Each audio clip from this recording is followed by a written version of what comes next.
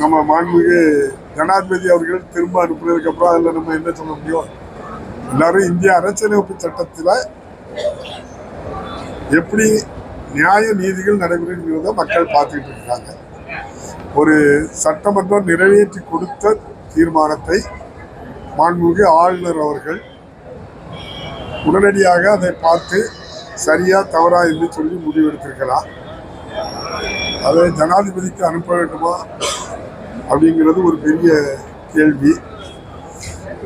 அனுப்பாமலே தரலாம். ஏன்னா பல்கலைக்கழகத்துக்கு ஒப்புதல் கொடுக்கறது யார் தான் கொடுக்குறா? ஜனாதிபதி ஒப்புதல் தான் கொடுத்தாங்க. அதில் துணைவேந்தர் நியமனங்கள்ல யாரே கொடுத்தா போதும், ஜனாதிபதியே நம்ம ஆளுநர் தந்தா போதும். இது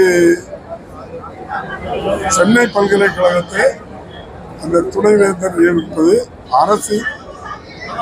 அரசுக்கு அந்த அதிகாரம் கொடுக்க வேண்டும் என்பதுதான் பில்லு. 22ல் கொடுத்ததை இவ்வளவு நாள் வச்சிருக்கிறது நியாயமா தர்மமா, இந்திய அரசியலமைப்பு சட்டத்துக்கு பொருத்தமானதானா?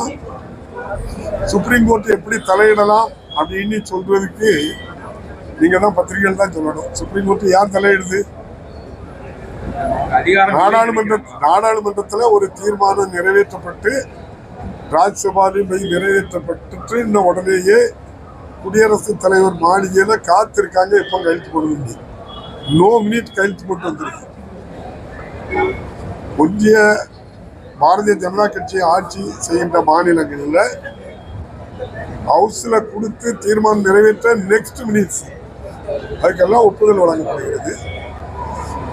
அவ்வாறு பாரதிய ஜனதா கட்சி அல்லாத கட்சிகளுக்கு இப்படிப்பட்ட நிலையை குடியரசுத் தலைவர், பாரத பிரதமர், ஆளுநர் உட்பட அவர்களுடைய செயல்பாடுகள் 3 ஆண்டு காலம் இதை கையில் வைத்துக் கொண்டு திரும்ப இருப்பது